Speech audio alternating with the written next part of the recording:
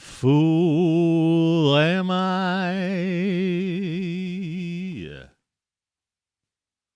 Toto, I have a feeling we're not in Kansas anymore.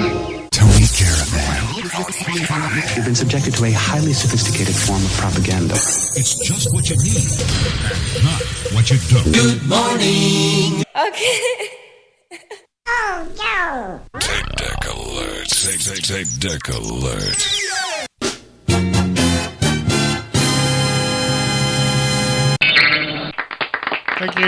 Thank you. Brilliant. I jumped the gun there again. But I wasn't a Garn, as in F Troop, which I can no longer play the theme from F Troop because somebody in some foreign country has some kind of like, they give you a copyright hit.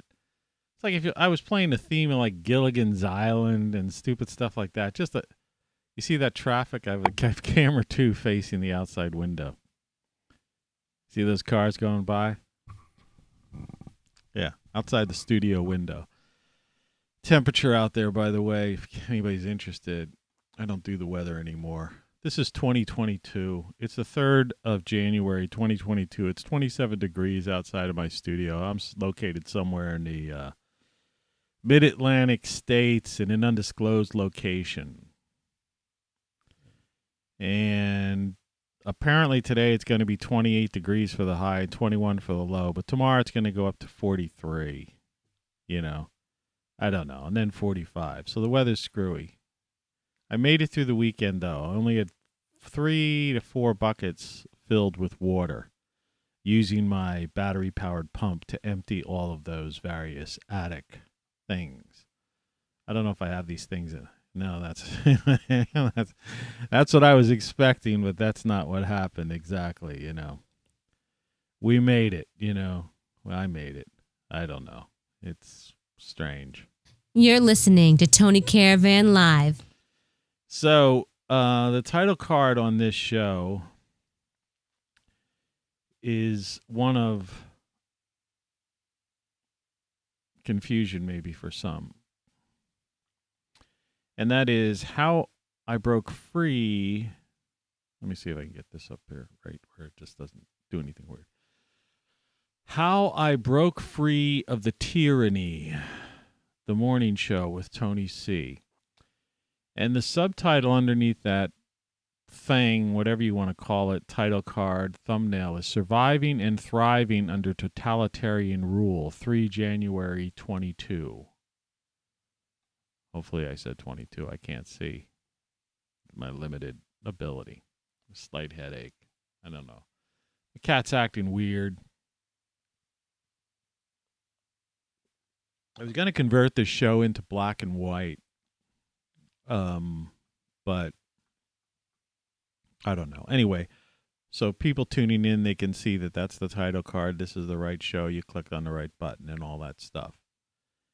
And we'll just see if any of these big mother truckers go by.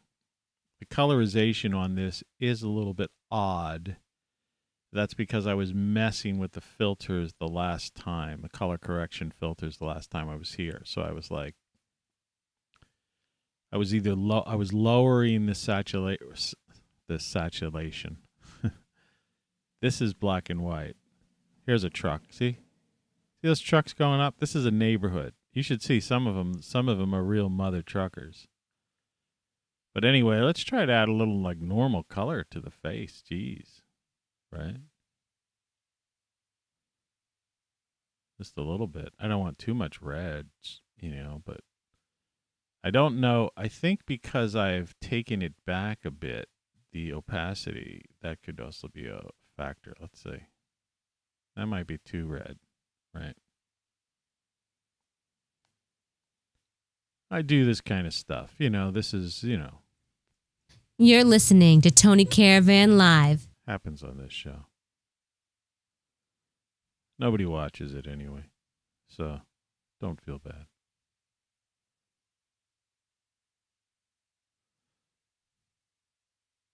What kind of man is this? I was going to record What Kind of Fool Am I? The Sammy Davis, song Sammy Davis kind of made famous this weekend, but I started messing around with it. There are some nice chords, but I didn't do it. I'm having trouble getting motivated. There's some weird, odd reflection coming through. Something weird about watching vehicles outside. Oh, I've another innovation for this show. You'll notice.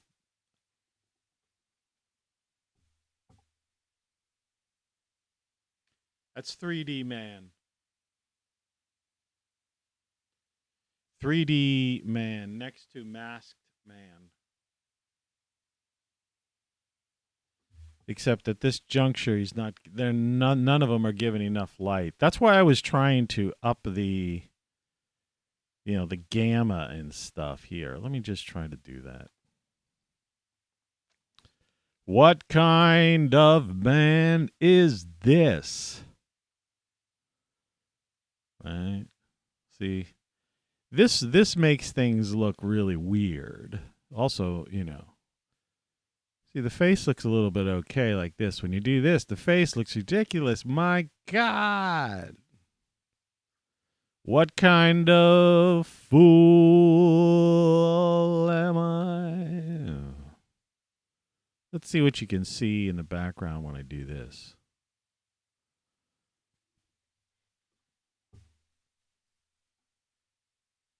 Just for the sake of it.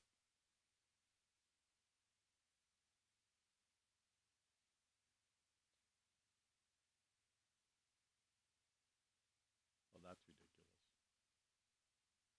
That's insane.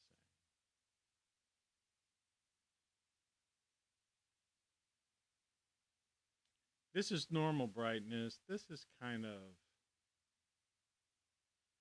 I don't know, the gamma's up. It's hard messing with this stuff. There's certain things that I would like you to see, without necessarily having this. You see how, without turning me green or pink or, looking like I've got jaundice or something. You know what I mean? So it's like I was cutting down on the opacity, but I don't think that's the answer. The gamma helps show the background, but it kind of,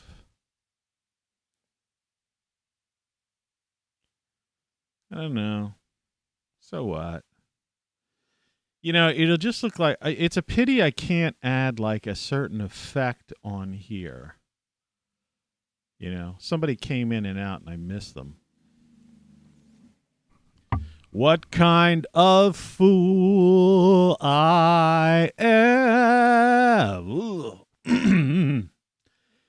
Yeah, don't try the big finish at 5:15 a.m. Eastern Time on the 3rd of Janvier, 2022. There's a lot of people out there living like it's like the 90s. Or like it's the 80s with smartphones or something like that. Do you know what I mean? Because we did have computers in the 80s. I mean, I had the Mac that you can basically almost see here. What kind of fool I am. And I know that those watching this show are going, this is a nightmare. It must be a nightmare. But the only station that matters. That's right. It's the only station that matters, even though This is insane. Quality, quantity, and variety. ROCKFLUX. Let's get this show on the road. you betch'em. Now you're figuring out how we're going to get from anywhere to here. It's just all weird. But maybe that's okay. If that doesn't bother you on your 4K TV that you got for Christmas, I didn't get one. I'm going to turn off this thing. Where is it? I'm going to take the video capture device, put it way, way down above the other video capture device. Get rid of that. Then I'm going to come music-wise. Virtual Cage. This should be a hit in 2022, okay? Are you going to help? Let's make this a hit.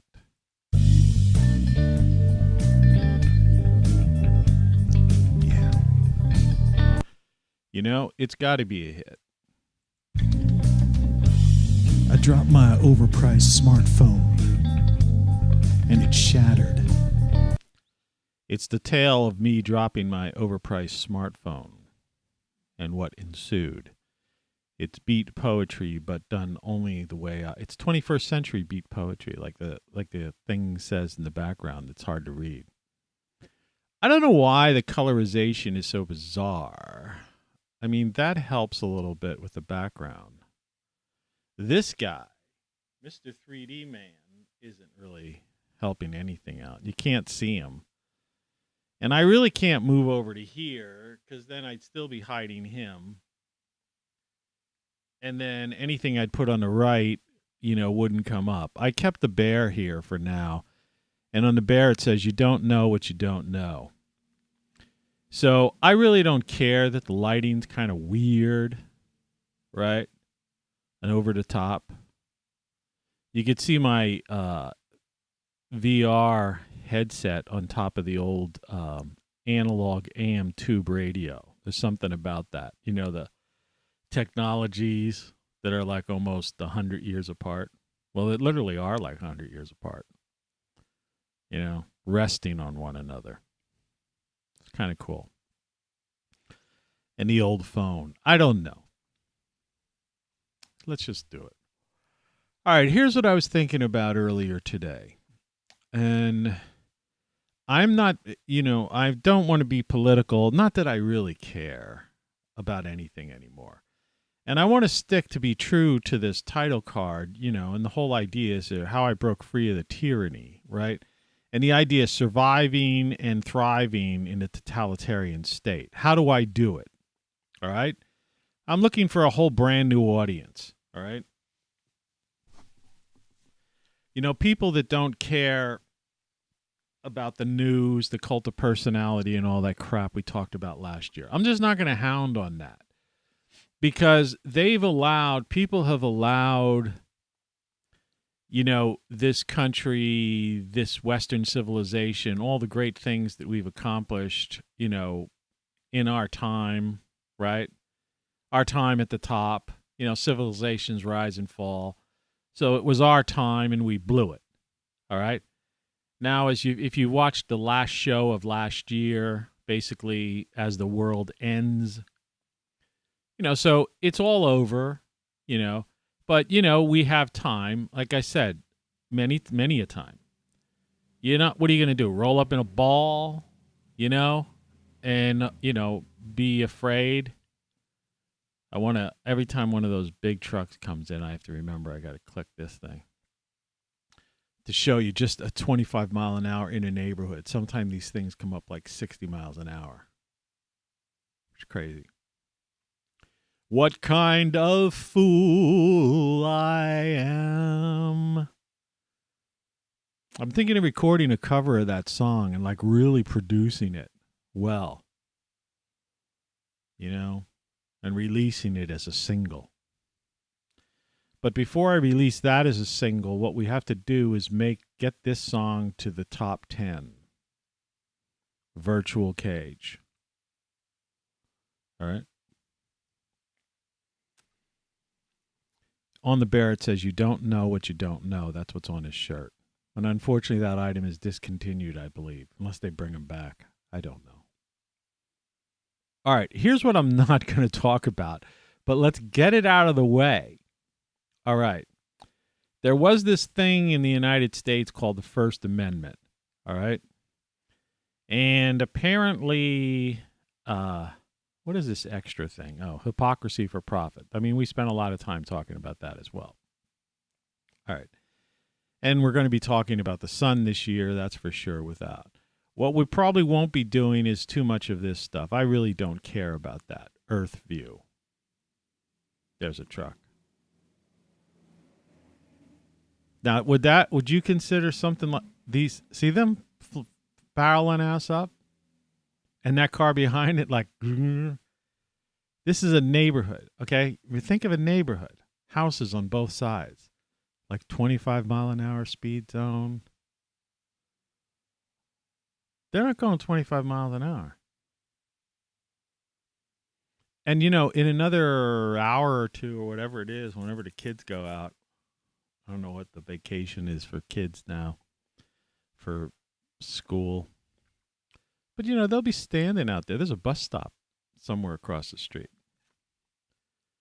And, you know, and it's like, you know, and the stupid kids will be like doing this thing, you know, like they do this to get the truckers. And the truckers will actually do this while they're barrel-assing down 50 miles an hour with grade school kids waiting for a fucking school bus and kids crossing the street to get to the school bus stop.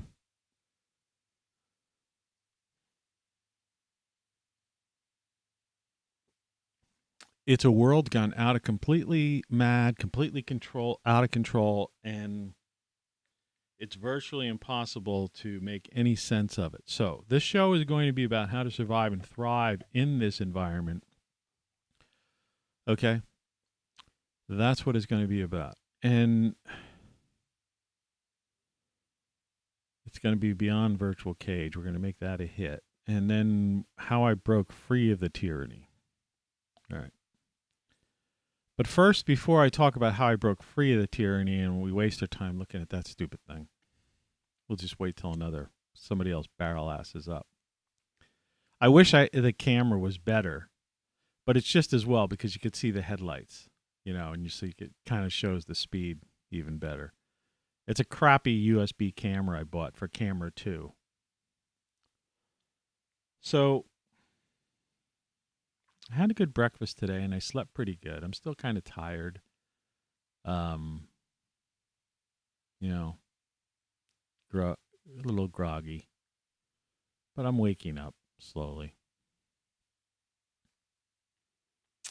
There's this thing that I just wanted to get out of the way and hopefully never talk about again for the rest of my life. And that is a theme that I had talked about. I missed it. A theme that I had talked about last year often. And that was this like Section 230 and this idea that for some people, I just heard somebody say it like this weekend on a video I was watching about something or other, just in passing. And someone mentioned, even though they're private companies, referring to like social media companies. First of all, they're not private companies. They're public companies. They're publicly trading on the stock market. Okay? So that's number one. They're not really private companies. A private company is if you and I form this, you know, LLC type of thing, right? That's a private company, right? A partnership, 2 women open a boutique or something. Okay? Private company. These are technically public companies, publicly traded companies. Okay. Besides that, you know, semantics. All right. Look at that one. What was that? So besides semantics, you have this whole idea of, in fact, you know what we could probably do with this thing? I was just thinking of it. There's this voidoid here. Right? Nothing's going on in this spot. Right around here and like behind my head, kind of. See, because even behind some of this stuff, it doesn't really matter. And what I have to do, all I have to really do then is swap this to this. Wait a second. Oh, no, that won't work. Oh, I see. I can't get it to my head to go over it because I'm not using a green screen. I may add a green screen. Maybe what we'll do is this. We'll put this up here for now. just to monitor these assholes. Just to show you the type of idiots that are out there is all I'm trying to do. What kind of fool I am. Yeah, we can still get the gist of it. Okay, so they're publicly traded companies, so technically they're not private companies in the sense of private. Okay.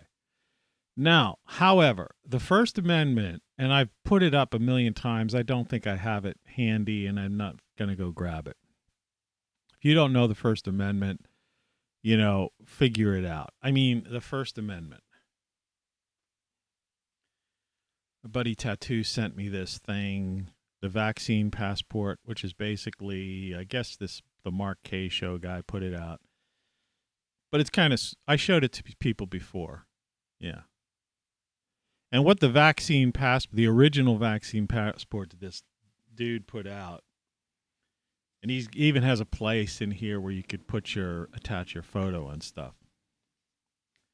But what it is it's a copy of the Constitution and the Bill of Rights, right? So, Declaration of Independence, Constitution, and the Bill of Rights. Page 31 is the Bill of Rights. All right. So let's just go over this officially. I could pop it up on the screen, but, I'll just read it to you.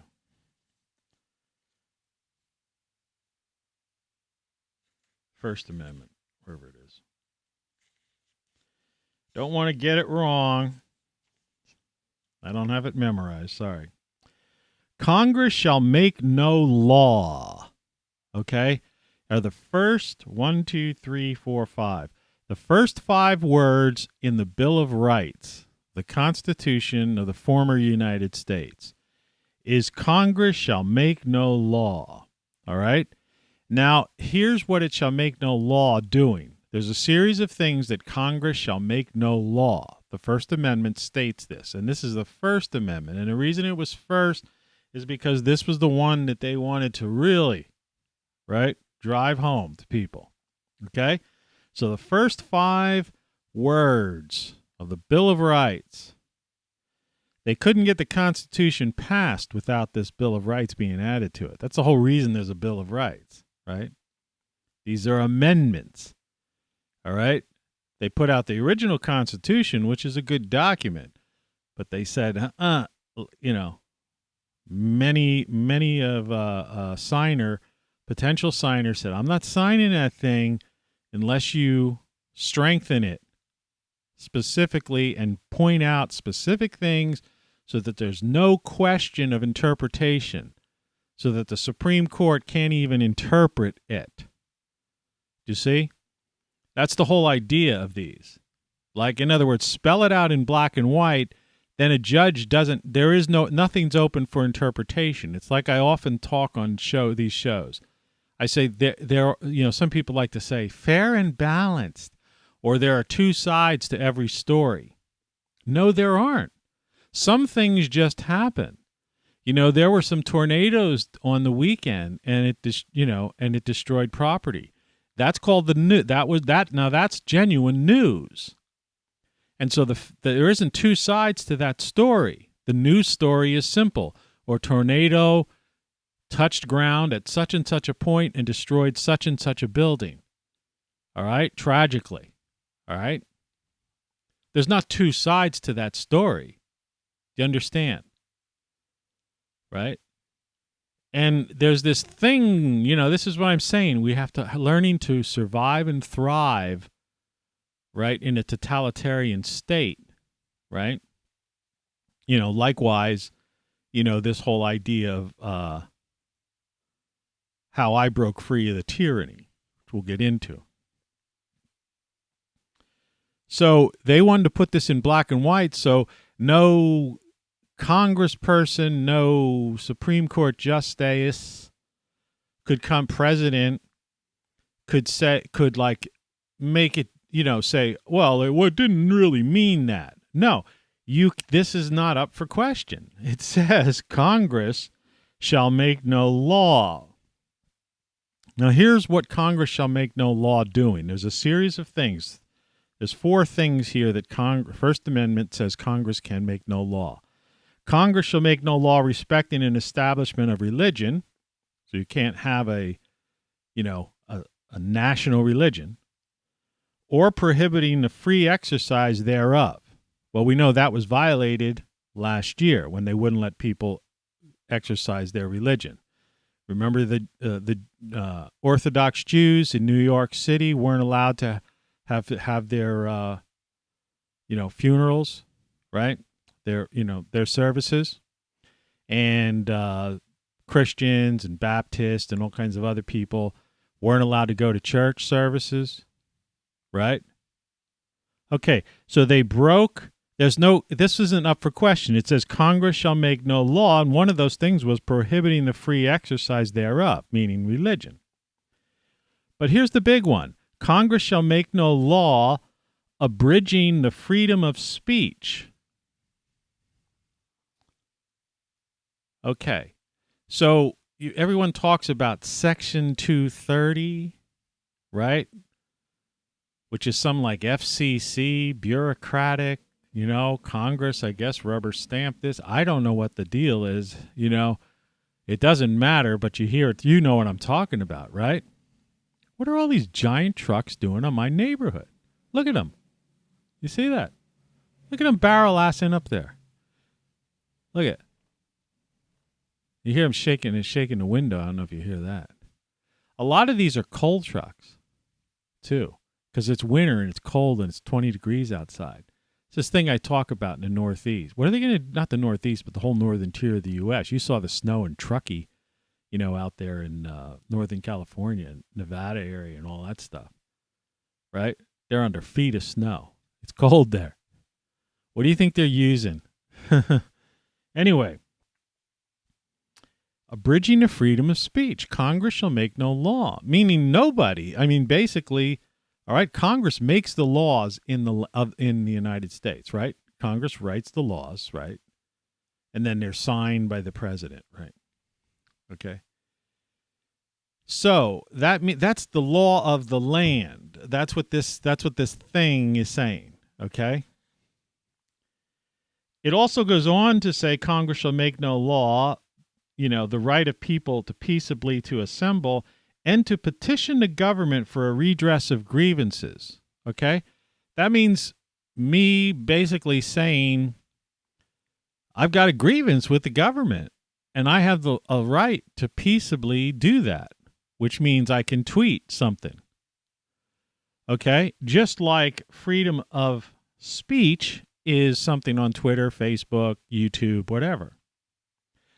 Now, there's some people say, yeah, but they're private companies. Okay. No. Okay. This is the dumbed down America. Okay. This is the idiocracy that this is. And you believe you're going to save America. How are you going to save America when it's basically comprised of 50% idiots? Okay. When it says, okay, a private company cannot commit murder. Right? When private companies conspire to commit crime, when private companies get together and form, a conspiracy to, corner the market in something, monopolistic behavior. Somebody came on, then they came off. They don't like to hear this stuff. That's why this show is the most unpopular show on YouTube and around the world. No, a private company can't violate a local law, a state law, a federal law, but it certainly can't violate the Constitution of the United States because it's a private company.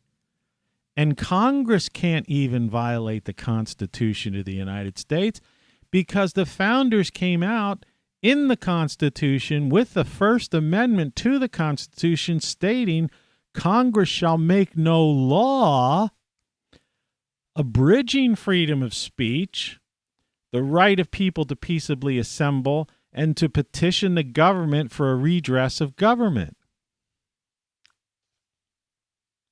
Do you understand that? There's not two sides to that. There's no like, well, there are some legal arguments that can be made regarding that. Constitutional lawyers have stated, no.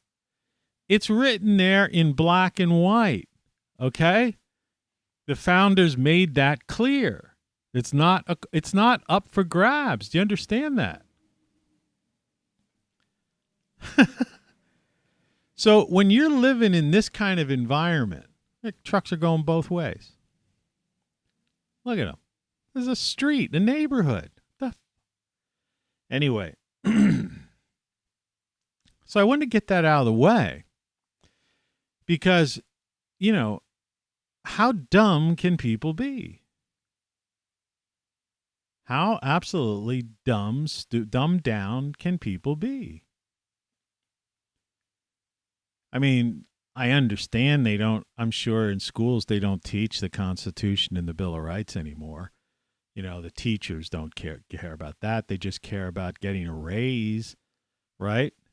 And bowing down to their administration so that, testing kids on stupid stuff and putting in this ideological stuff, making sure kids are putting on something on their face so they can breathe in their own, the poisonous gases that the human body is trying to exhale, right? So people are breathing in. And you're wondering why this thing has lasted as long as it has. Because people are just breathing their own germs back in and out and in and out and in and out. And wonder it's mutating like 28 times or whatever it is.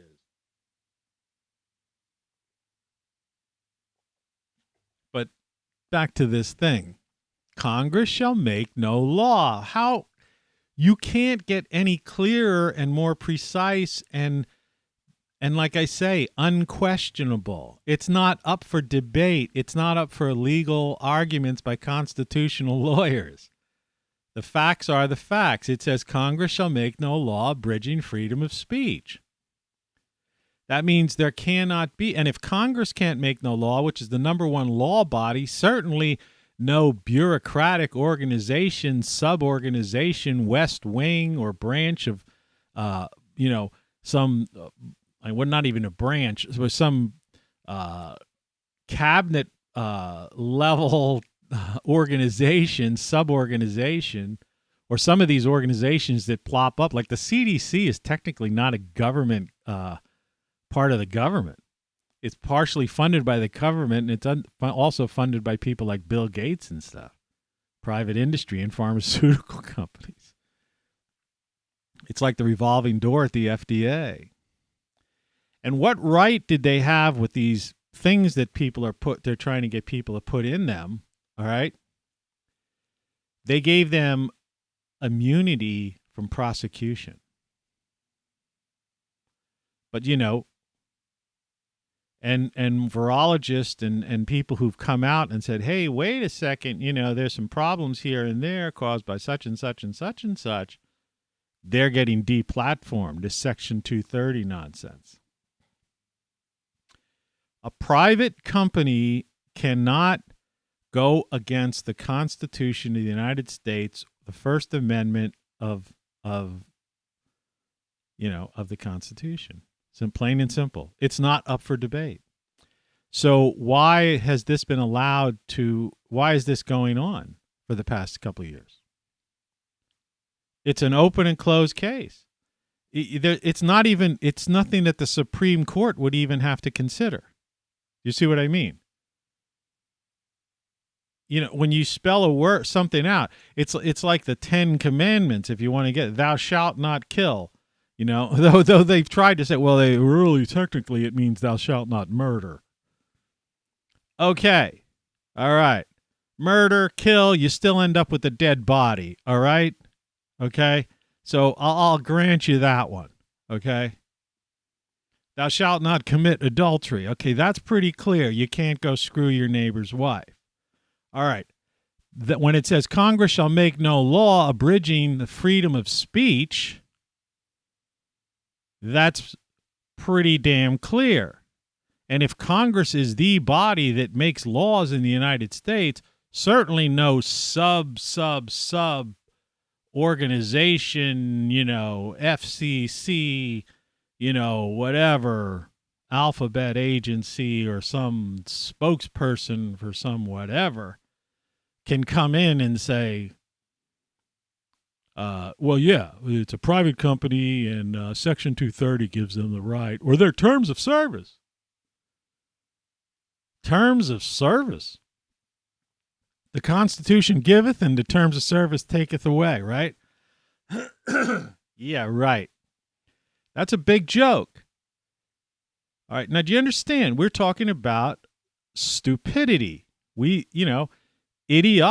We are living in idiocracy. What was that guy's name? Mike Judd or something? Whoever that guy was who directed that or whatever. I just look it up. I don't want to get the guy's name because that's one thing we do on this show. Everything on this show is the truth. All right? Director of Idiocracy. Idiocracy. Yeah. Mike Judge. American actor, they call him. They didn't even have any. You notice, yeah. Who wrote Idiocracy? Yeah, Mike Judge. I was right. He wrote it with Ethan Coen. All right. Enough of that.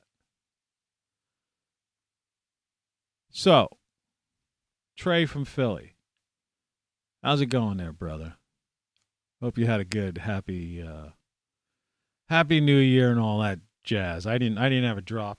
I'd never drop a booze on New Year's. I went to bed New Year's Eve at 6 o'clock. 6 p.m. 6 p.m.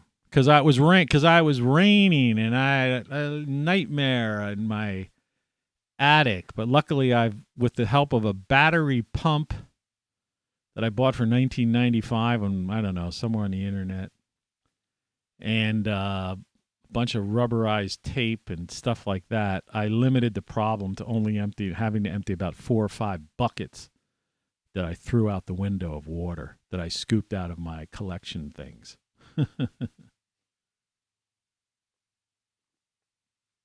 But anyway, so why is this happening? Right? Why did that happen? Why are they allowed to get away with it? Why did just last week some virologist or some guy, some credentialed doctor or whatever get kicked off of Twitter, right? For saying something. That's freedom of speech, man. He wasn't yelling fire in a theater. Those are the exceptions. There are exceptions. It's like I talk about freedom, Freedom is basically natural law. If you want to, like I say, I don't even like the word law, quite frankly. But, since it's part of our lexicon, it's natural law. All right. So you just don't your freedom. You are free as long as you don't infringe on someone else's freedom. That's like, the simple, the golden rule of sorts, as opposed to those with the gold rule, right? Yeah. So, what's going on? It says Congress shall make no law abridging freedom of speech. End of story.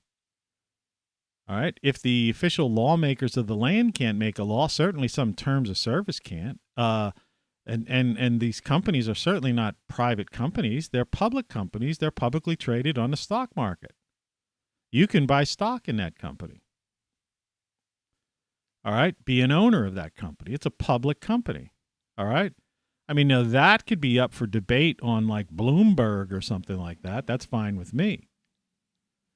But what can't be up for debate is the fact that Congress shall make no law, and if the lawmakers can't make any law abridging freedom of speech or addressing their government with grievances, that's the whole thing, because it's a combination. In other words, the terms of service and the social media companies are in violation of two of the precepts, two things, two of the rights that in the Bill of Rights, that in the First Amendment, that the First Amendment gives us two rights. One is freedom of speech, unquestioned, not qualified, all right? And then second, to address the government with our grievances, peaceably, of course, all right? Which is what I am doing now, right? Or what someone would be doing on Twitter if you're into that. I'm no longer into Twitter or Facebook or whatever, Instagram, TikTok, who cares? Whatever. So it's not open for debate. It is the law of the land. It has nothing to do with a private company. So just in ending, I'm just going to reinforce this one more time. If you follow this idea that everyone is saying, Republicans, Democrats, Libertarians, Independents, Greens, who knows who, Martians, they're all saying, it's a private company, or they say Section 230, terms of service or something too. Okay, none of those things apply. Because here's why. Because if you follow that logic, if a private company is allowed to break the law, all right, then that means, excuse me, why are there commercials on TV that show that these companies that have put out these drugs that the FDA approved, by the way, are being sued? Why is it that companies, when Ralph Nader back in the 60s, when this whole seatbelt thing, why he was able to take those companies and mandate, get it where you had to wear seatbelts because all these people were dying. Why is it that companies have been sued for wrongful death suits, right, for decades? Okay, why? Why? Because they broke the law as a company. But they were private companies. That's right. Private companies still have been fined. Some private companies like Enron broke the law. Enron, broke the law. All right. These accounting firms. All right. Bernie Madoff. Remember that? His Ponzi scheme, the king of the Ponzi scheme, his company. He broke the law. He went to jail. I think he's died in jail now. I'm not sure, but whatever. Okay. It was a private company. He didn't come, his defense wasn't, well, I'm a private company, I'm allowed to, create a Ponzi scheme and rip off old ladies and people with their funds, right? For some reason, I'm freezing up on the on YouTube, probably because I'm talking about this. It looks like it's back now. Glad you stayed with me. So if Bernie Madoff's private company, right? If these automotive companies that were held, liable for wrongful death suits, if pharmaceutical companies before last year, when they gave them blanket immunity for this thing, all right? Prior to that, just turn on your TV and you'll see those lawsuits. I talk about them all the time. So the private company thing doesn't hold water. In other words, as they say in the legal profession, there's no precedent. Okay? You can't hold up any example. If a private company the board of directors of a private company sit down and say, hey, we got to get rid of that guy, Tony Caravan Live, so we got to take him out. All right? He's like, he's agitating, and, if this catches on, he's going to, we're screwed. We're going to lose billions. Right? Well, if they do that, they're guilty of murder. Now, I could say when I was younger, I, happened to know some people who worked in corporate espionage. And believe me, not the individual I knew, but the individual told me firsthand stories. And remember, I had a security clearance for a while and worked in Washington, D.C., lived and worked in Capitol Hill, by the way. And the point of the matter is, let me tell you, they do murder for hire is a real thing, and it's outside of the mob. In fact, the organized crime syndicate right now is the World Economic Forum, the Davos set. And they are doing murder for hire. All right? In fact, we witnessed it last year when that guy right? Yeah, right.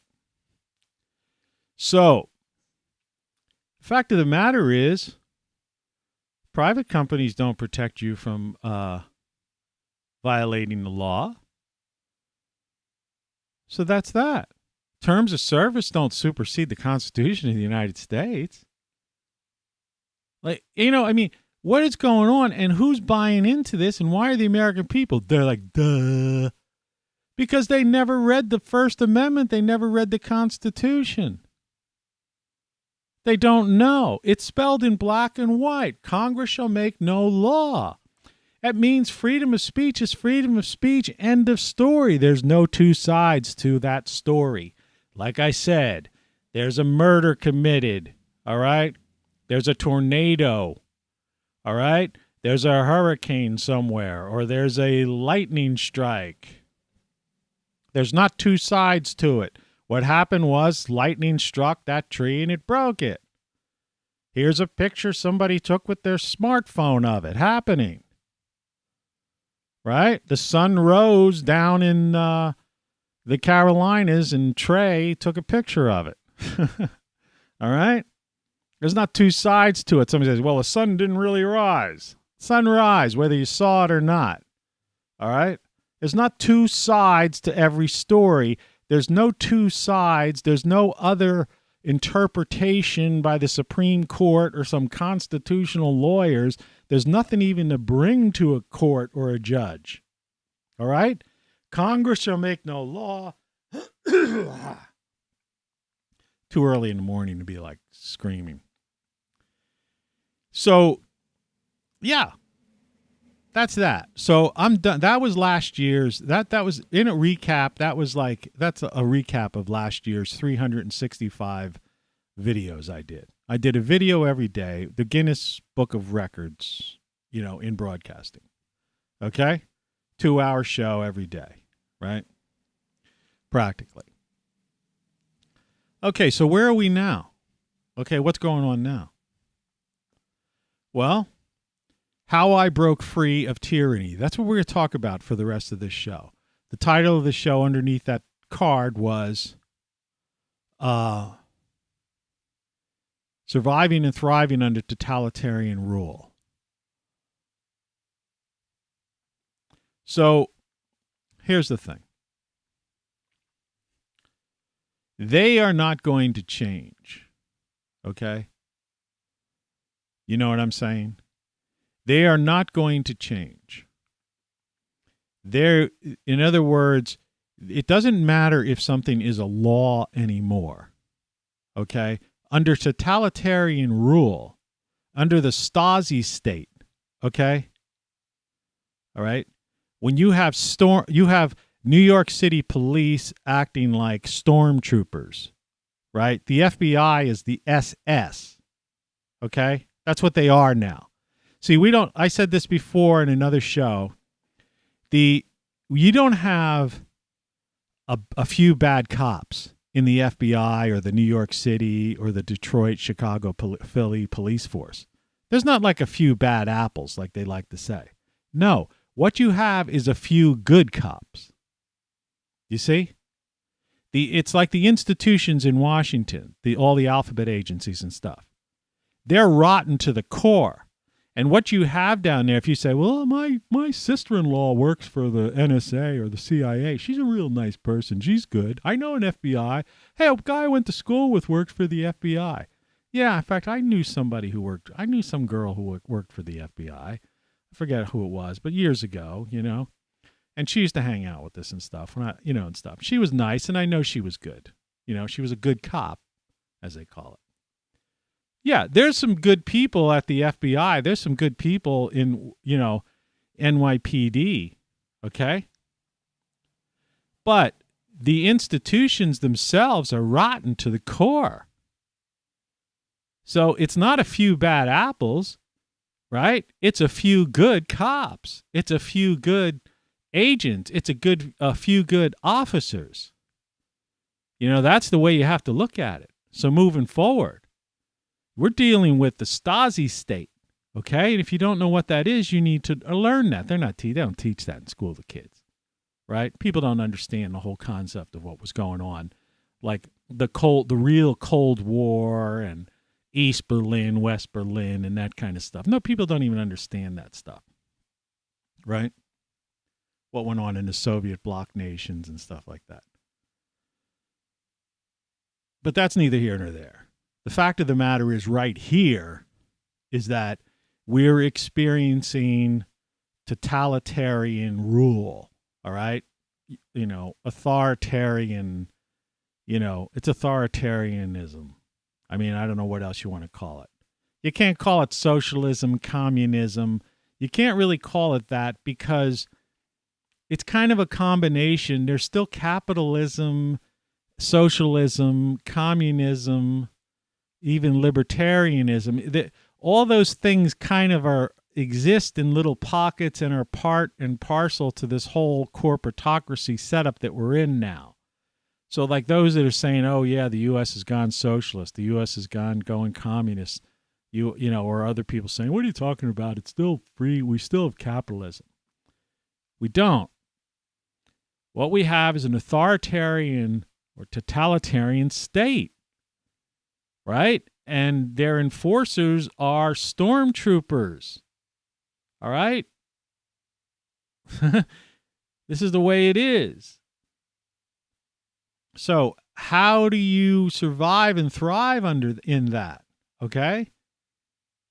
That's the question you need to be asking yourself in 2022. It's not about, don't think about saving America or my rant about, see, the whole reason I started off with that rant about them violating the First Amendment and Congress shall make no law is because the social media has basically thumbed their noses, given the middle finger, and said F you to the Constitution and to the laws of the land. The Constitution giveth, and the terms of service taketh away. That's done now, okay? 2020 election, okay, is over. Whatever you want to say about it, it's useless. It doesn't matter. It happened. All right? Donald Trump has announced he's going to have a rally. It's going to take place, I forget, in Arizona or something. Who gives a shit? All right? He's half responsible. He's the guy who stuck the stick in the hornet's nest. He stirs it up every time he speeches. What's his fucking problem? What an ego fucking maniac. He knows he's doing. He knows he's riling people up. No, that's not to say that the people on the other side, that the lunatics haven't taken over the asylum. Because let's face it, who's running this country? Certainly not those lunatics in the White House or the West Wing. There are a bunch of people pretending they're on the show, The West Wing, the TV show, the old series, right? And the people right in the main White House, right up to the Oval Office, they're loons. The lunatics have taken over the asylum, okay? That's a fact. Congress is is a loony bin. It's not going to change. The 2022 election is going to be a red wave. Yeah, well, what? More lunatics enter the asylum. What? That's like open borders. You just bring in more people. That's all that is. Who cares? A red wave. Save what? What are you going to save? You can't save something that's already collapsed, that doesn't exist anymore. I'm pouring the last of my coffee from my carafe into my mug that's in my $9 coffee mug heater that I've shown on this show before. So that's over with. All right, we have to accept that. So now we're living in a Stasi state. Those who live in New York, in certain areas, it's worse. LA, New York, some other states, it's pretty bad. All right, and parts of other states, like, believe you me, I got relatives in Florida. Parts of Florida are just as bad as New York and LA. Same with Texas. Like the Houston area and stuff like that. And even parts of Austin. You got all these uninformed, kids right? Who were brainwashed from daycare to the present. That like believe, that don't know anything, you know? It's like when I post a video about, you know, trying to explain to people that the earth isn't flat, right? You know, it gets like thousands of views, okay? There's millions of people. These people are so fucked up that they actually believe the earth is fucking flat, all right? That's the type of mindset we're dealing with, okay? The lunatics have taken over the asylum, the media, all right? Like I said before, their parents weren't even born when the civil rights movement ended or when the feminist movement ended successfully. They were born post the Vietnam War. They don't know what they're talking about. All right? They're 2 generations removed from when America was America. And besides, America was already sliding down at that point anyway. All right? Chair's falling down. I didn't get a chair for Christmas, that's for sure. Anyway. So, how do we survive and thrive? You got to do what I do. Or you got to figure out your own way of doing your own version of it. Okay? Cuz for everyone it's going to be different. Because we all have different situations. I'm a single guy. I don't have a family, so I don't have, you know, if you've got to worry about a wife and kids, well, that's a whole different story. All right? So you have to expand, you know, the type of things that I do to make sure that you can take care of those people that you care about. But either way, you have to break free of the tyranny, and the only way to do that is to get out of their way. Get out, you know. In other words, you're not going to change it. So step 1 is to move. If you are living in a Stasi state, it's like the people in East Berlin. Did you ever see those old movies or those old TV shows like It Takes a Thief or Mission Impossible, the original Mission Impossible with, you know, Spock was in that sometimes. Leonard Nimoy was in there for a little while.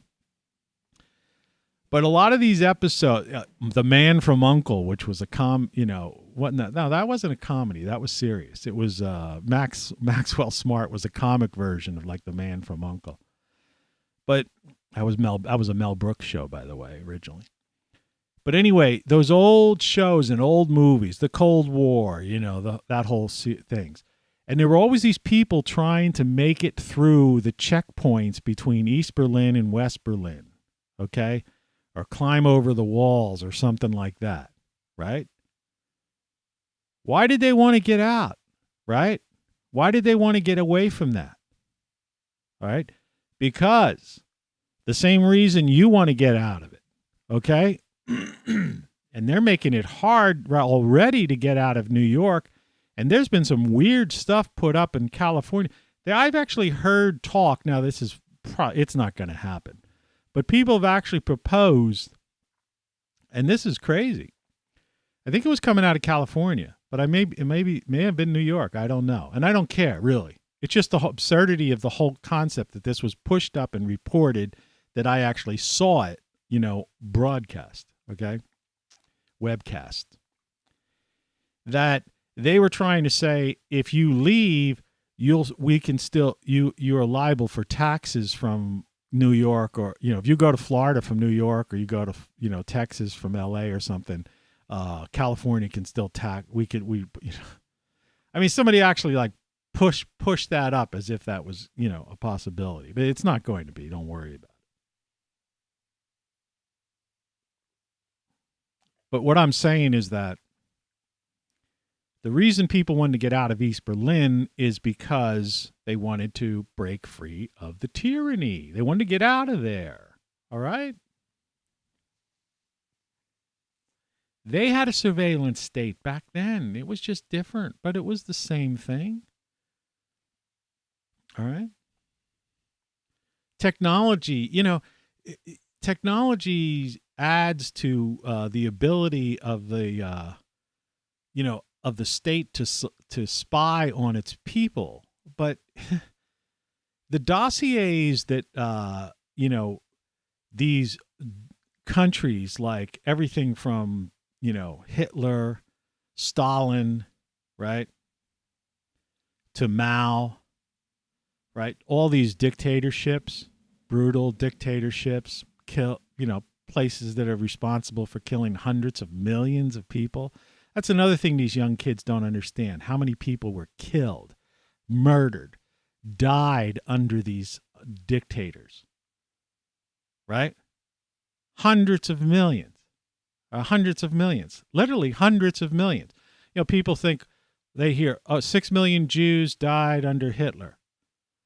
At the very least, how many Jews you think died under Stalin? All right. How many just,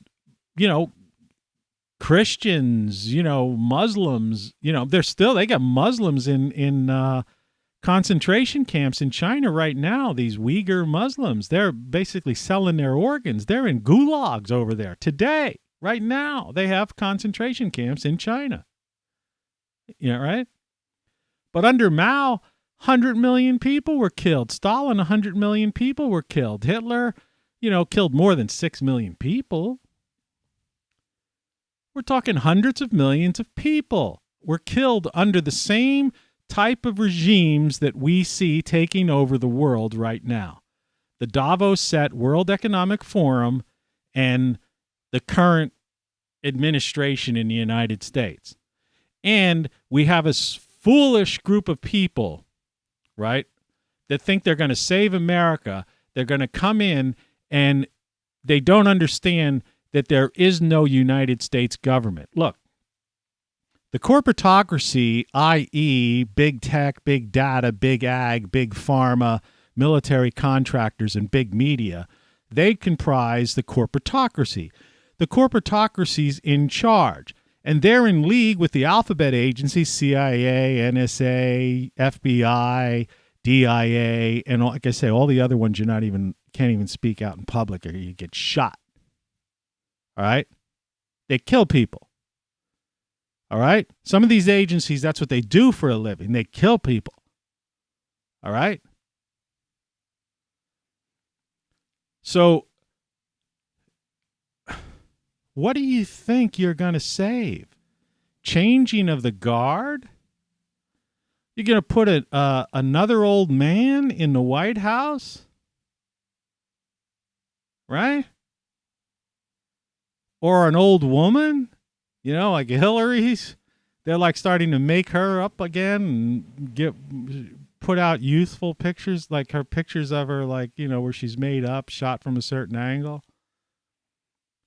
You're going to put another old woman, an old man in office? I'm sorry, I'm no spring chicken either, but I certainly, It doesn't matter. Nobody pays attention to the President of the United States. Nobody pays attention to Congress. Congress isn't in charge of anything. Congress shall make no law. And they're basically saying, fuck you. We don't give a shit. We're not going to follow the First Amendment or the Fourth Amendment, right? All these people worried about the Second Amendment. I wouldn't worry about the Second Amendment, all right? It's the First and Fourth that were the destruction and the downfall of the United States. And Western civilization's already fallen, so I don't understand what the purpose would be anyway. So the whole idea here is that you have to figure out a way to break free from the tyranny, all right? Survive and thrive, right, in a totalitarian state. And step one is to get over the Berlin Wall, get through the checkpoints, all right? Get through checkpoint Charlie. You have to get out of there. That's number one. It's not going to get better. Elections don't matter anymore. Elections don't work.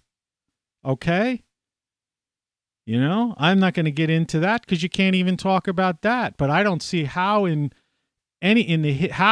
suddenly in the history of the United States, something like close to 160 million people voted, when usually we're lucky if we get, 26% of the people don't vote.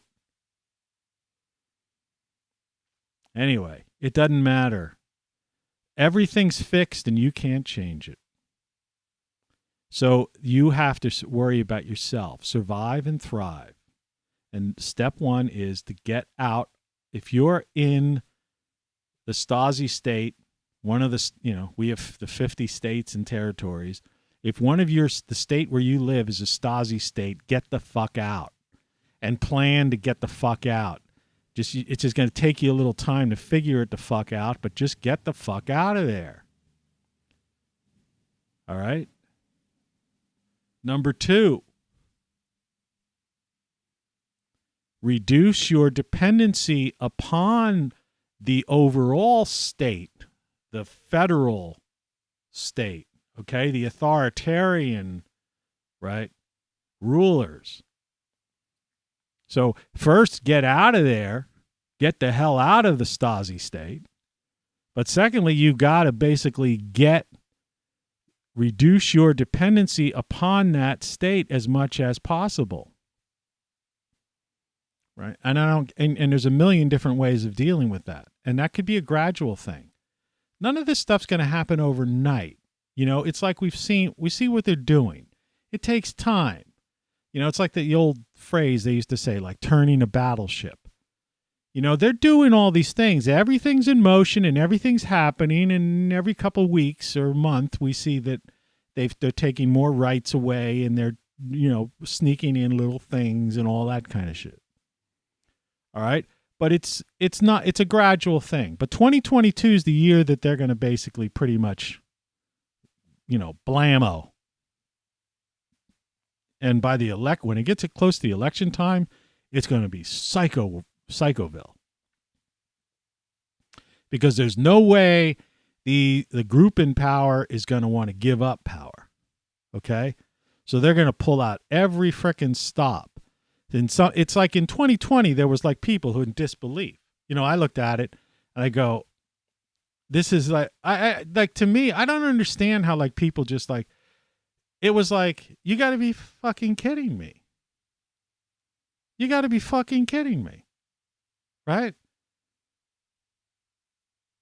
But people just dealt with it. And then the powers that be basically, decided through their terms of service that you couldn't even talk about it.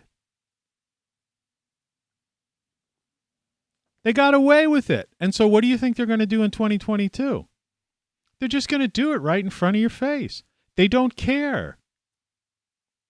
Because the American people are stooges. They've got 2 or 3 generations of stooges. It's an idiocracy. People don't care. They're just worried about, I wonder what the new iPhone 14 is going to be. Is it really going to fold like I saw on YouTube? Or are they going to, is Apple coming out with a car? I wonder if the Tesla robot's going to be out next year. It'd be so neat to see a moon base or a Martian base settlement on Mars. Now, let me tell you something. There's not going to be a base on Mars. All right? Elon Musk just said last week himself that it would be lucky at the earliest 5 years before they would get a spacecraft on Mars. Could be as long as 10 years. To build a city, he goes, it wouldn't be in my lifetime, his own lifetime. And Elon Musk isn't that old. What's he, in his 40s or something? Right? A guy like him, as wealthy as he is, should probably live to be 90-something. Right? So he's saying 50 years. There won't even be a city in there in 50 years. So forget about that. And by then, like I told you, there's so much shit going on with the sun, which I will come on and talk about in more detail. There's so much shit going on with the sun, our magnetic field, and near-Earth asteroids and all that kind of shit. The further out you get, all right? I mean, at this point, every year we go, all right, we're at risk of some kind of near extinction event. And none of it has anything to do with CO2, by the way. So it would seem to me that if you had half a brain, and I mean the American people, you'd be worried about your own quality of life And, you know, it's like I said before, if you go to the doctor and the doctor says you got X amount of time to live, there's two things you can do. Some people, you know, it's like, you know, when people are confronted with tragedy. Like I say, you could roll up in a ball and die, right? Okay. Or you could try to grab all the gusto you can while you can. I know if I went to a doctor and he said, hey man, you got 6 months to live or a year to live, 2 years at the best. I'd say, look, give me some kind of drug that's going to help, gives me the ability to drink heavily without destroying my liver and kidneys. All right. Give me something in case there's going to be some kind of pain, because I don't care if I'm addicted to something if I only got a year or two to live, right? So give me whatever super pain pill it is. I don't care if I become an addict, right? Because I'm not going to live long for it to be a problem. And I'm going to go out like a shooting star. Now, I wouldn't exactly say that should be what we should do right now, because we haven't been given a death sentence. But at the very least, we should be trying to live a good quality of life, because the future is in question. Even if you don't believe in these earth catastrophes that are looking more and more like they're going to happen in the coming years and decades, then you just look at politics and look at the people around you. Look at the morons. You see, the biggest problem with the Save America campaign concept is that they don't take into consideration, like, the gang members, the smash and grab thugs, right? The career criminals, the career dirty politicians, the dirty cops, the dirty politicians, right? And the just downright bums. And on top of that, the fact that they've dumbed down America so much that people are morons. I mean, who could in their right mind could watch ABC, NBC, CBS, PBS, CNN, MSNBC, Fox, OAN, Newsmax, right? It's any Reuters, Bloomberg, you know, et cetera, and the list goes on. Or even InfoWars. I mean, it's nonsense. It's the same story repeated over and over. They've been saying this stuff for years. I used to watch these things years ago. All right? Every now and then, you know, I turned on an InfoWars thing yesterday because I have this weird box I got from years ago. A couple of years ago, I bought it wasn't Pluto TV. That other one of those freebie TV channels you can get as an app. But they were selling a box for $15. This is about 2 or 3 years ago. 2 years ago, maybe it was. And it was $15, and the subscription was $4.95 a month. But it was a set-top box. So you had a remote control. So you could just, you know, put this on. And it had other channels like all those set-top boxes, Roku, you know, all these boxes have. I use Fire TV. I have one of those things, which I use now. But anyway, I still have that old box. So for a couple months, I paid $4.95 because I used to get weird stations on it like that you weren't getting on, because I had DirecTV at the time, which I canceled 2 years ago.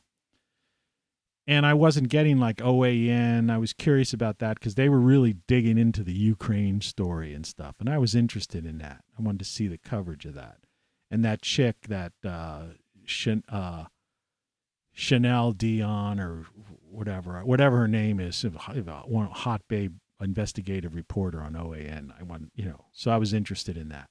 And they had one hot chick on in the morning too. And I used to sit here at my computer, because in those days I wasn't doing live. I was editing videos, and I have a TV on the wall and above my computer. And I used to put that on in the morning. I used to just like looking at that chick and care about the news.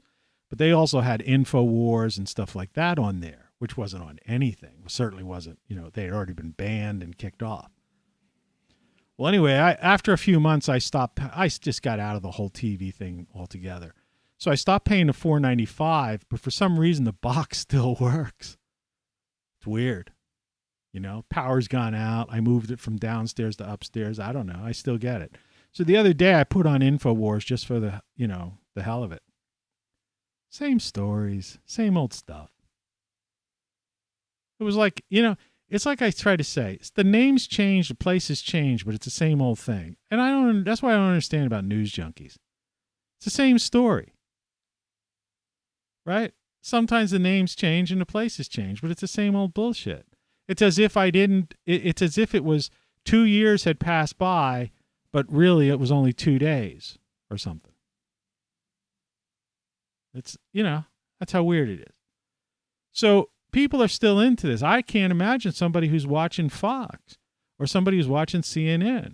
So you have to understand, if that's the mentality of the people who populate the country, besides the thugs, the smash and grabbers, the BLMers, the Antifas, the corrupt cops, corrupt mayors, all these bureaucrats that are all dirty and, and just general bums and homeless, who are you saving? What are you saving?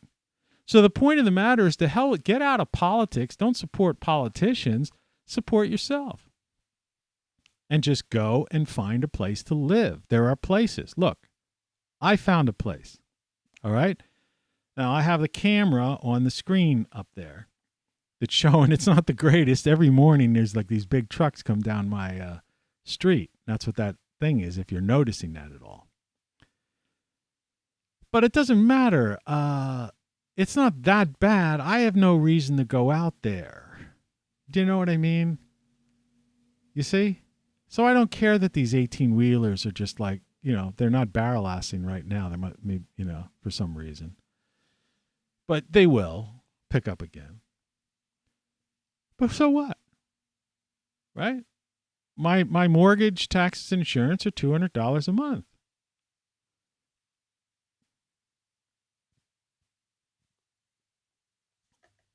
I live in a house. Yes, I have a leaky roof, but it's my own damn fault. And besides, I'm starting to get the upper end, like I'm turning a corner on it. I think I figured out some stuff. And I should have it fixed by the spring. But I think I might be able to get through the winter. This plan of mine is working. So, A, get out of the Stasi State. All right?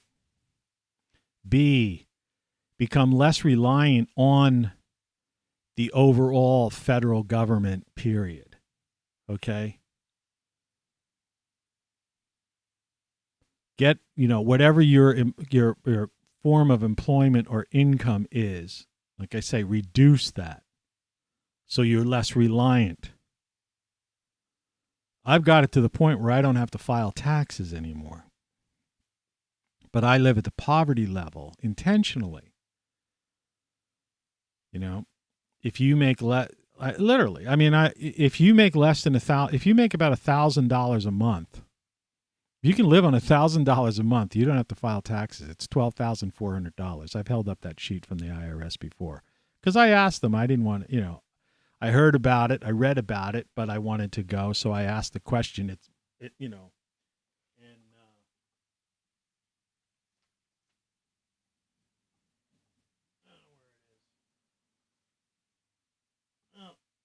Somewhere over there.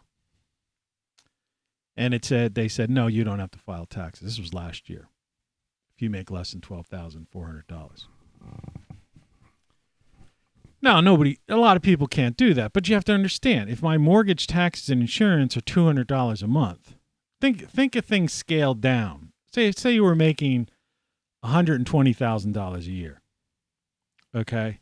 And your rent was $2,000 a month, right? So you scale everything down. So if I'm making $12,000 a year and my rent's only $200 a year, do you see what I mean? And I scaled everything down. Plus I have a garden in the backyard, and I've shown that picture and I think I still have it here. The grow room, right? I've created my own Garden of Eden back there. Look at that. I can't wait. I'm so tired of winter already. But it's January already, so a couple more months. I'll put up with it. I ate a radish yesterday in a soup I made that I grew in my closet in my back porch. And I have kale growing in there. And I have enough right now that I could easily make a salad out of. And my herbs are coming up. You know, cilantro, oregano, parsley, different things like that. And so, I've put in some more because of the short growing. It only takes like 28 days for radishes to grow.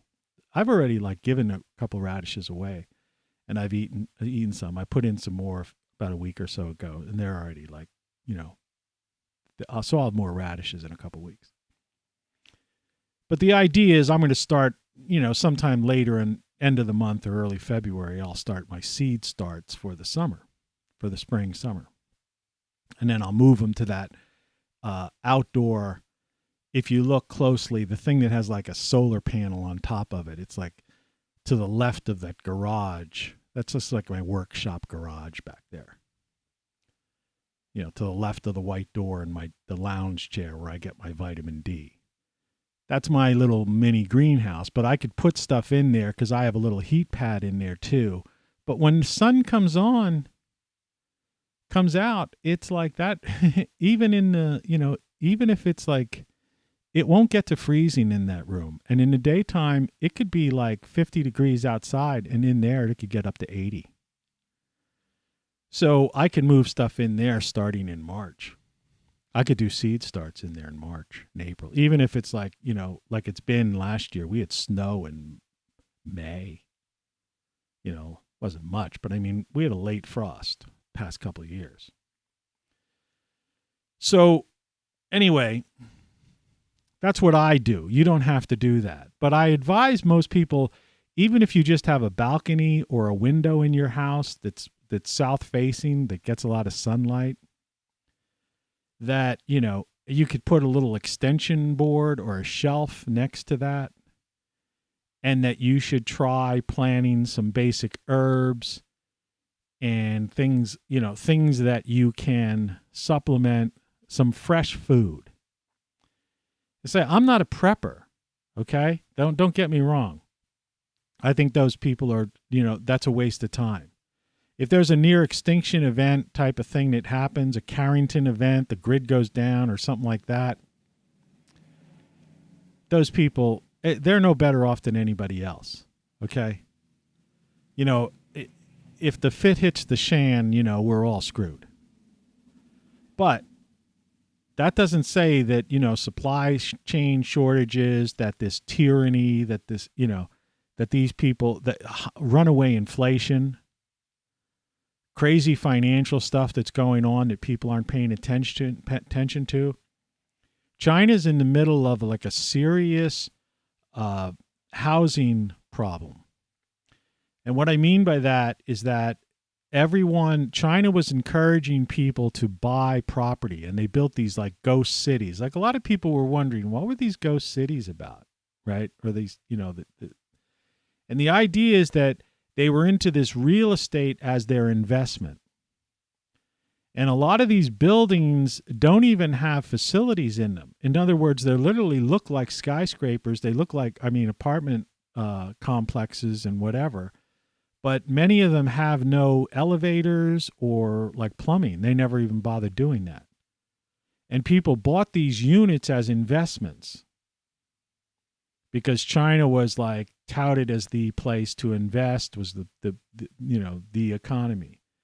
And so all these people in China, because China is this combination of like communism / capitalism. It's like what I was trying to say, what the U.S. has become.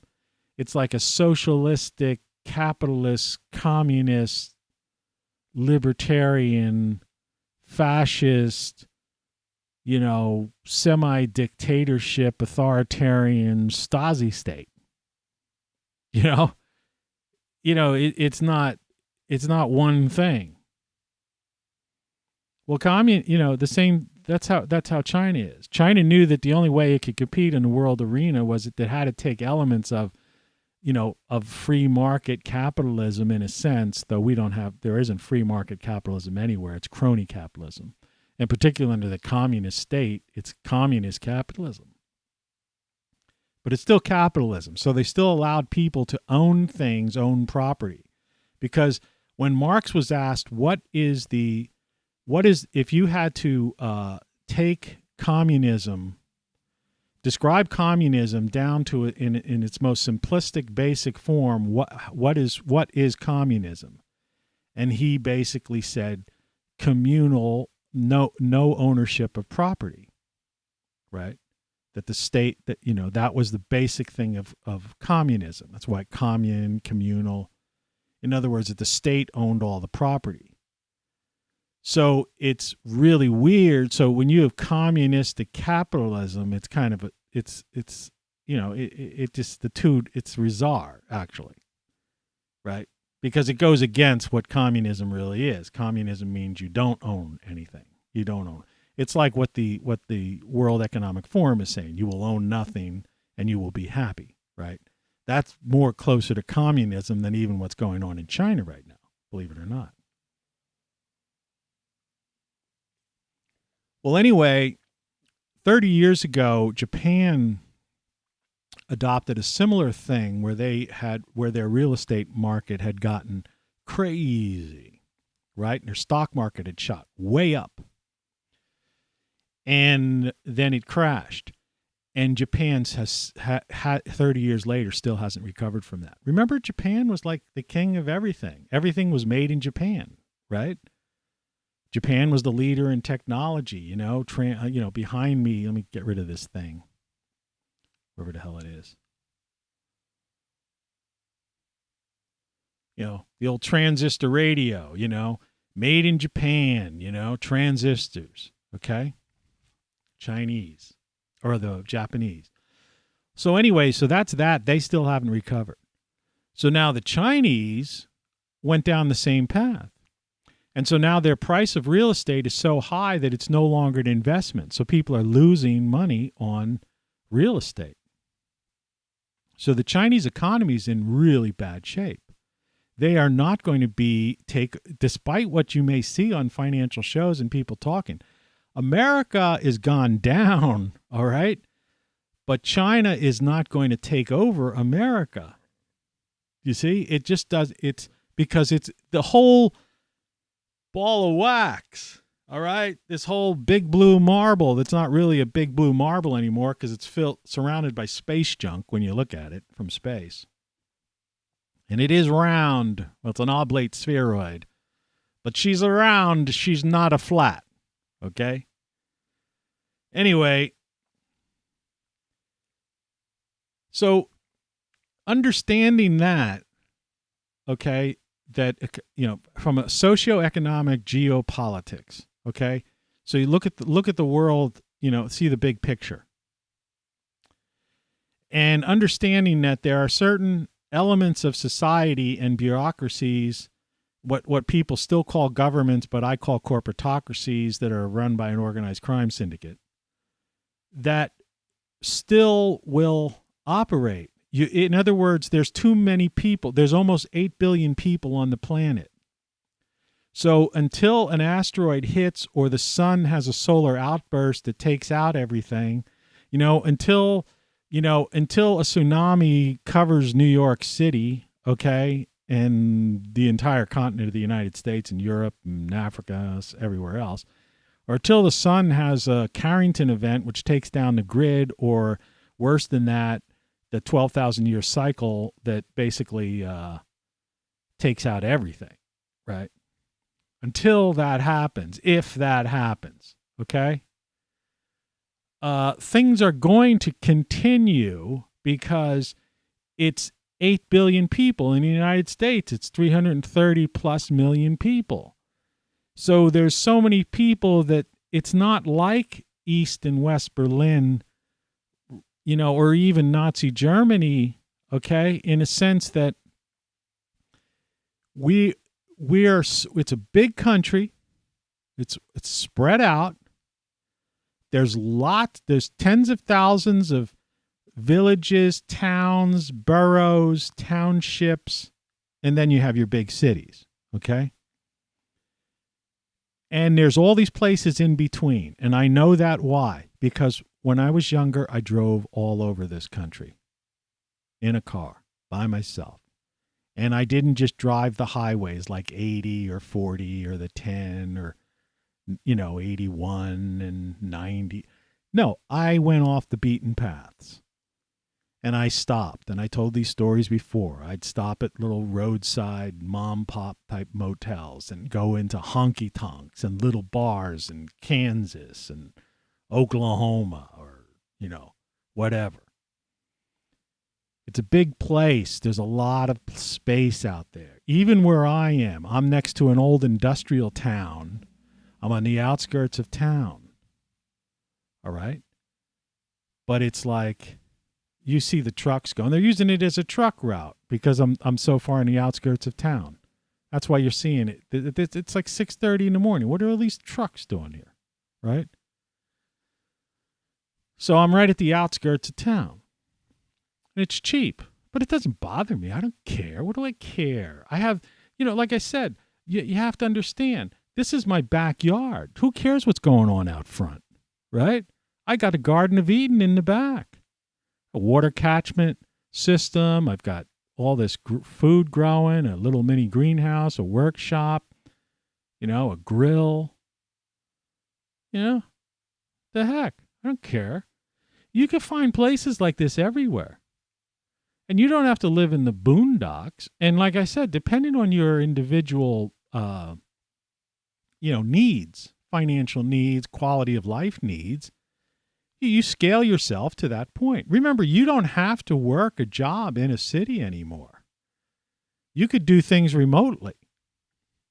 There's something like 1 million. A friend of mine just got a job a couple months ago. And she never left her house to get it. She was interviewed online. And now she does the job and has meetings and does the work online. She never left her house. And I see all kinds of jobs, some of them 6 figures, that are the same way. Work out of your house. So it's not a matter of like me. I'm like, I need such little amount of money to live that I'm like retired, man. Okay? That's why I say I live at the poverty level. I don't care. Because that's just me. Very few people, I planned a long time to do this. This was like 8 years in the making for me to get to this point, 7 or 8 years in the making. I thought it out. I realized I wanted to be at this particular point at this particular juncture. All right. And I saw the shit coming down the pike, and I knew we were going to be in this. Nobody listened to me. I wrote books and stuff about it, but nobody listened to me. All right. It doesn't matter. I just, I have a clean conscience. At least I warned people. Nobody listened. But you can find a place and still live a good quality of life. And that should be your primary focus. But it's very doubtful that you're going to be, these major cities are just going to get worse and worse and worse. Because the criminals, you're getting generational criminals. In my last video, or second to last video, I was saying, imagine a 12-year-old kid watching like his 17 or 18-year-old brother smash and come back in the house after a smash and grab thing, bringing home some Beats headphones and some Nikes and some other kind of crap into the house, right upstairs. I think what's going on in the mind of that 12-year-old. He's thinking, what? Oh, my brother's a criminal. I'm not going to be that. I doubt it. He's thinking, I can't wait till I'm a couple of years older, man.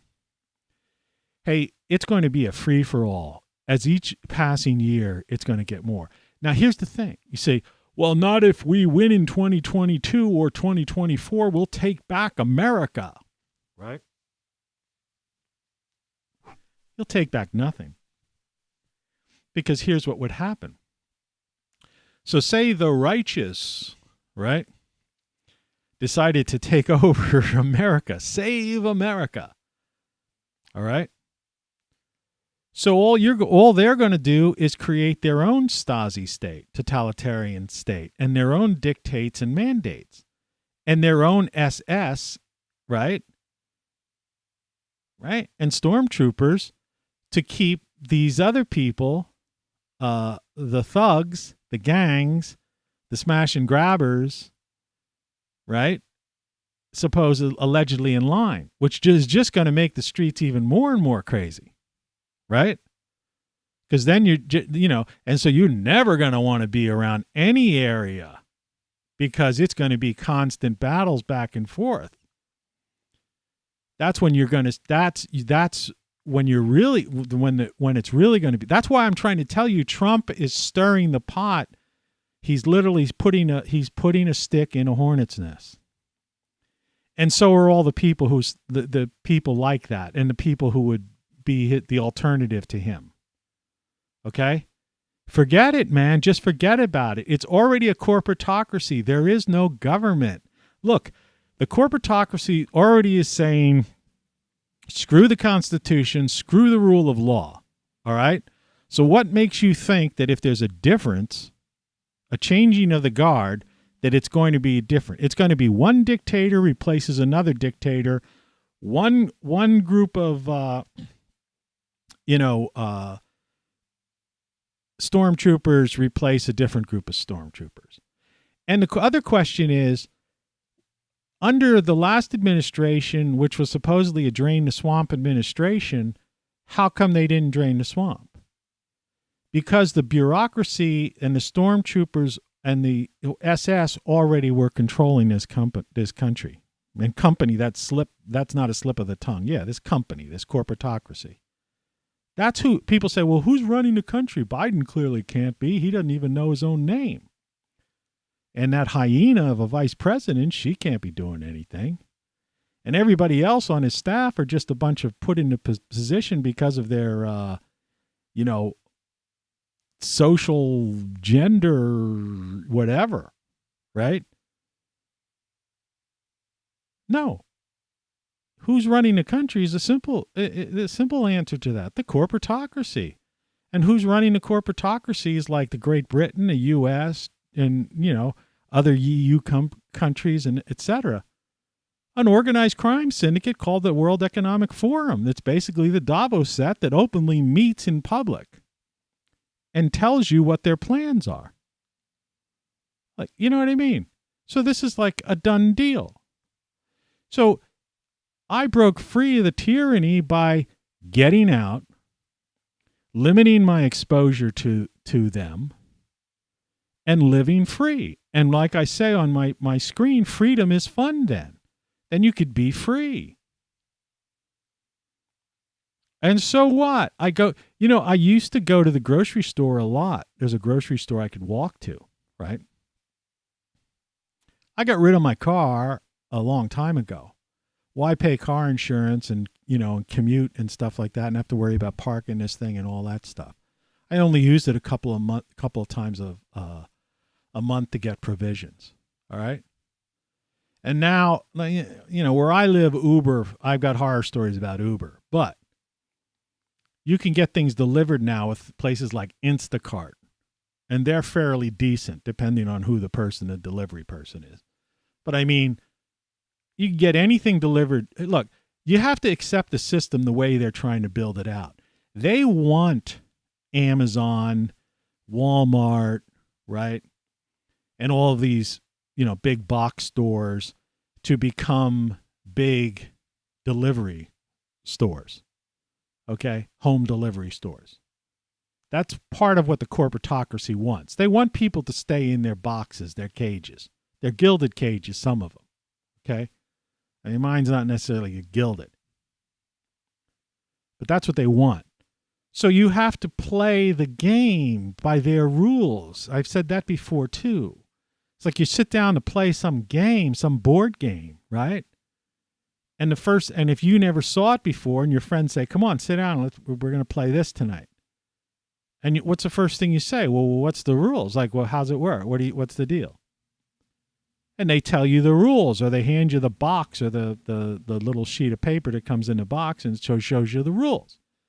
So what I'm saying is you look at the game that's being played and play the game. So when I walk down to the grocery store, I put on my bandana over my frickin' face. You know, so what? So fucking what? And I walk back there. As soon as I come out of the store, I take it down, take it off. And I could breathe through a bandana. I'm just doing, it's an exercise in futility as far as, you know, any kind of germ thing. And it's a joke because, you know, if I can breathe freely with a bandana on, obviously things are getting in and out. And like I say, then your eyes, what about your eyes? But you play by the rules. That makes them happy. That's fine. I don't even go there that much anymore. All right. I just order. I order on this Instacart. Did I say Instagram? I meant Instacart. It's like a service. You go on and you could just shop for, I'm talking, you can shop for peanut butter, cereal, whatever you want. Milk, eggs, meat, cheese. You know what I mean? Gourmet food, whatever. And you just put it in. It's in your cart. It's called Instacart. And you click pay, and that you pay however you want to pay. And it comes within, here's the kicker, it comes within an hour or two. So like if after this show, which like is so freaking early, but I mean if after this show I'm thinking, you know, I feel like having like a roast beef sandwich for lunch, you know, and I'm out of, you know, this, that, the other, and I want to get a different brand of cereal for breakfast tomorrow. You know, or whatever, just go to Instacart and order the crap, pay for it. And it's like a tip. You give a tip to the driver, but you never see them. They notify you. They text you.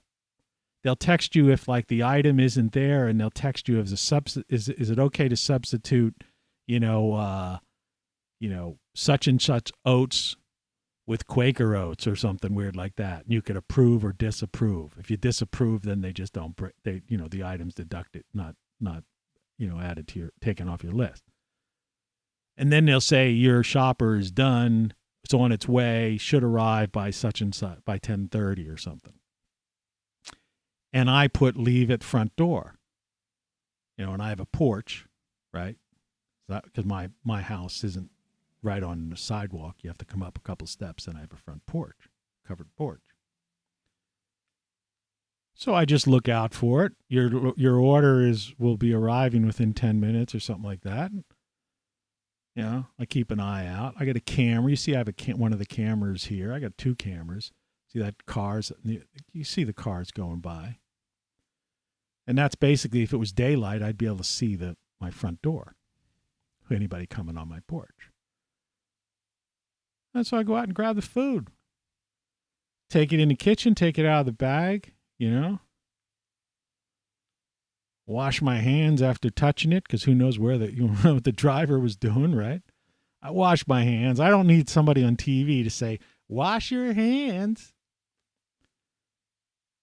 Chop up some roast beef, make myself a roast beef sandwich with some,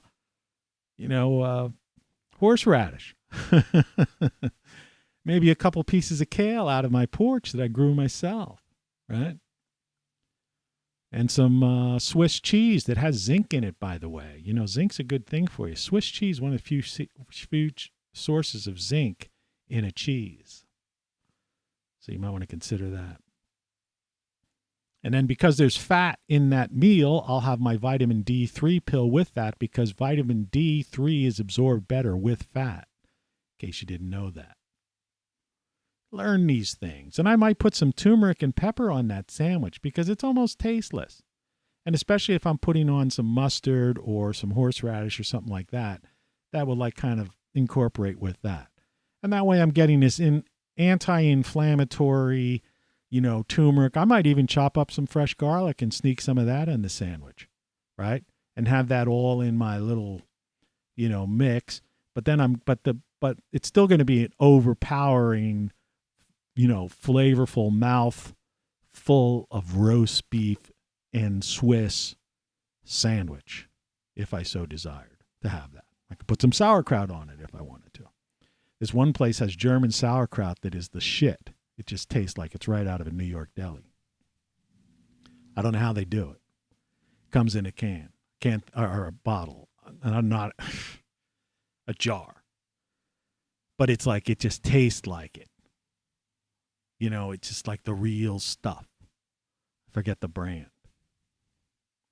But this one place, Aldi, is where I buy it from, Aldi.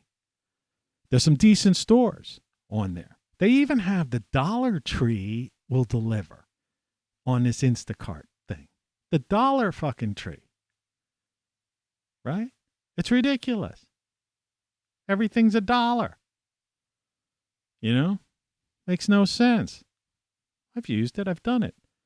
So what I'm trying to say is that this is the world we live in. So, you have to, that's how you break free.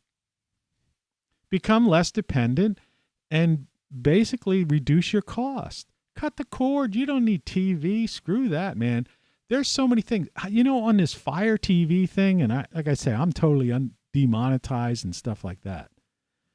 But so I'm not making a buck on this. But Fire TV now, if you have one of those controllers, if you click the thing for the voice assistant just once, this thing slides up on the bottom now, and it has like news, weather, like your home devices, and something else. And so you can click, like if you're a news person, you click on news. I clicked on news because I don't watch the news. But it gave me these local network affiliate stations live. And I'm thinking, man, somebody who's a TV person is foolish to have cable. Just get a Fire TV thing, right? But I use it for the weather, right? Because I have my roof and stuff. I'm curious about that. And in the summertime, I'm a weather guy because I'm either growing stuff or I'm worried about rain, So I want to know the weather. And I also have a couple of home devices, like some things that I could turn on through my voice assistants. So I utilize that stuff. But what I'm trying to say is you don't need TV. Nobody needs TV. Between YouTube and Fire TV, or even some of these other services now that have live TV attached to them. Even if you're a sports fanatic, I notice on Amazon Prime, which I have, which you're a fool not to have because you get free delivery. All right? I more than pays for the annual fee. And plus you get free movies. So if you watch one or two movies or binge watch one or two series, and, plus you're getting free delivery, 1 or 2 day delivery throughout the year. I mean, with exceptions here and there. But they have like live sports Thursday, football and stuff. I don't watch that shit. But I mean, if you're into it, you can do that. So, cut the cord, right? Grow some fresh stuff. Get a pantry that has real food in it, not prepper food. And I've said this before. It's like I showed you on this grow thing, my backyard Garden of Eden, I call it. I have a grill back there, okay? Well, you don't just grill hot dogs, hamburgers, and steaks on a grill, or blackened swordfish or whatever the heck, salmon steaks or something. No, you could put a pot and boil water on a grill. Right? And you put a lid on it, so it doesn't matter what you're using as your fuel. Like I save old boxes from when I order stuff online. I got a stack of them folded down in this garage thing. My workshop takes up half of it, and the other half of it is just piled with boxes, some bags of mortar, concrete, some garden things, that kind of crap, stuff I put in case there's a freeze, I've got burlap and stuff like that. But you take a cast iron pan or a pot with a lid and you put some cardboard, and you see I have all these trees growing now that have to be cut, trimmed back every year. And so I'm starting to accumulate these, limbs that are about so wide, and, I guess I got to try to get this hand. and about as wide as this screen. Okay, I cut them to that point. And I'm going to cut them down into smaller little pieces. So you put like one or two of those things in and some cardboard. And, you know, instead of bubble wrap now, a lot of them are just using brown craft paper. So that's perfect for getting a fire started in a grill. And so I just, you know, get the fire started, you know, with the craft paper and the cardboard. You know, that's like your kindling type of thing. Plus it'll burn for a little while. And then just put a couple of those little pieces of wood, you know, them drying out. Another crap. All I got to do is get enough to boil water and you know, or fry some vegetables in a cast iron pan. But I'm saying if I wanted to make like mac and cheese and stuff or spaghetti, right? Or, you know, wanted to cook up some chili. You know, think of the stuff that people normally eat. That's why what gets me about these preppers. Sacks of rice and, you know, all these MREs, meals ready to eat, freeze dried, you know, it's like, and they go, and the stuff really tastes good. It's like, screw that. Give me the real thing. See the school buses going by, like I was telling you before. So, you know, just get a backyard or make sure you have a patio.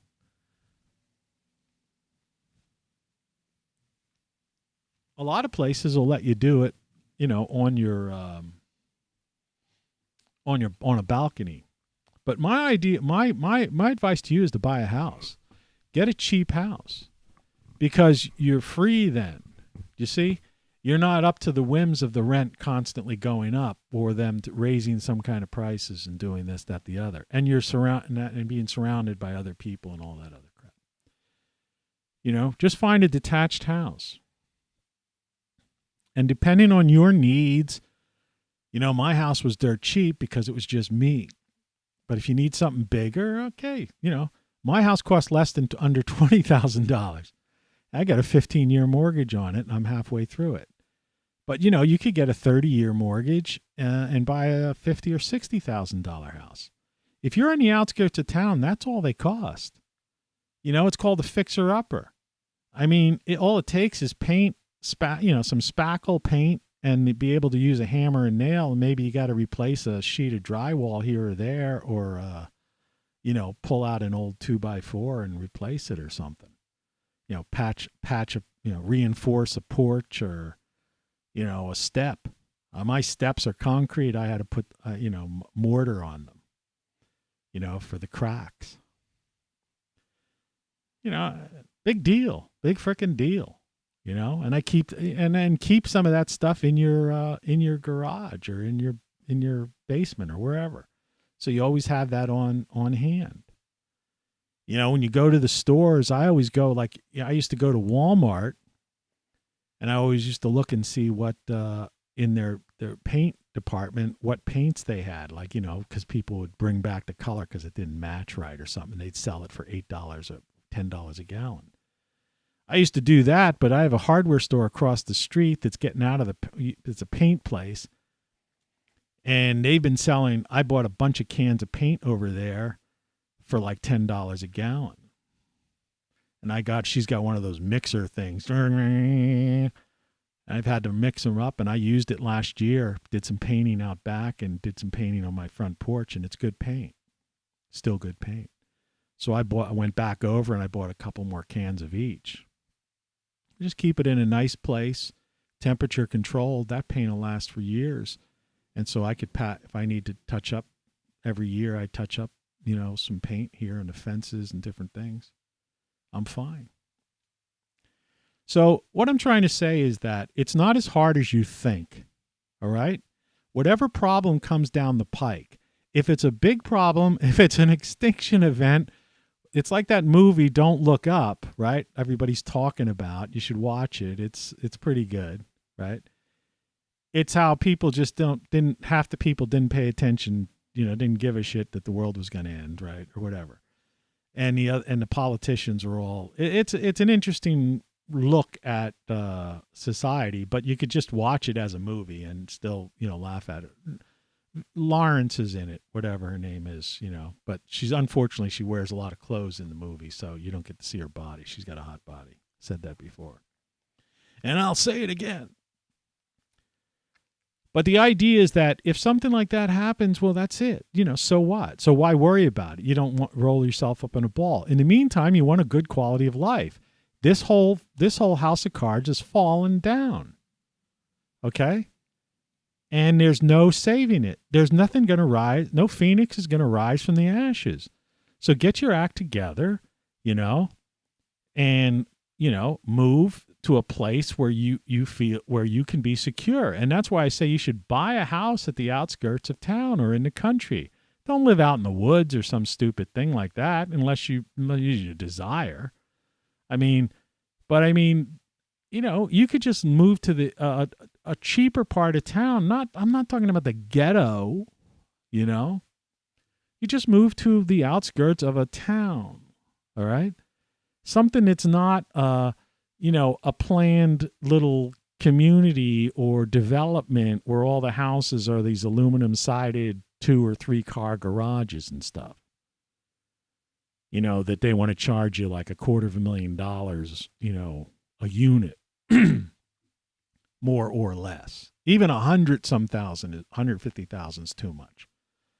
You need to buy yourself a place that costs about 60, maybe 75,000 tops. Get a 30-year mortgage on it, where your mortgage is basically lower than the amount of rent you're paying now.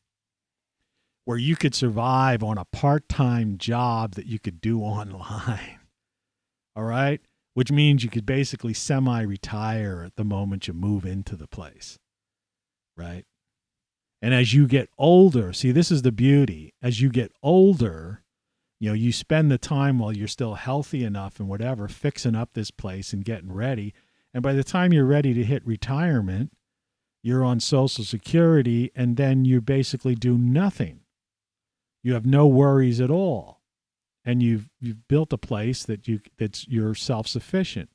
Or like I say, with the idea of it's taken me several years to get this yard to be able to produce this much food, but I'm reaching a point I should within the next year. I'm hoping this year I'm going to burn out on it, where I want to be able to be in a position where I could produce 100%, basically 100% of my food. 100%. So I won't even care. I could board up the front of my house. All these things going by, I could just board it all up. And there could be mayhem on the front of my street. And I could put electric barbed wire fence along the backyard. Stay out of my compound, my mini compound. The one thing I want to mention to you is big this place, this yard goes, there's more to this yard. It's twice as, long as you're seeing here. I'm just showing you the rear portion. But what's deceptive about this picture is this is only 18 feet wide. 18 feet wide.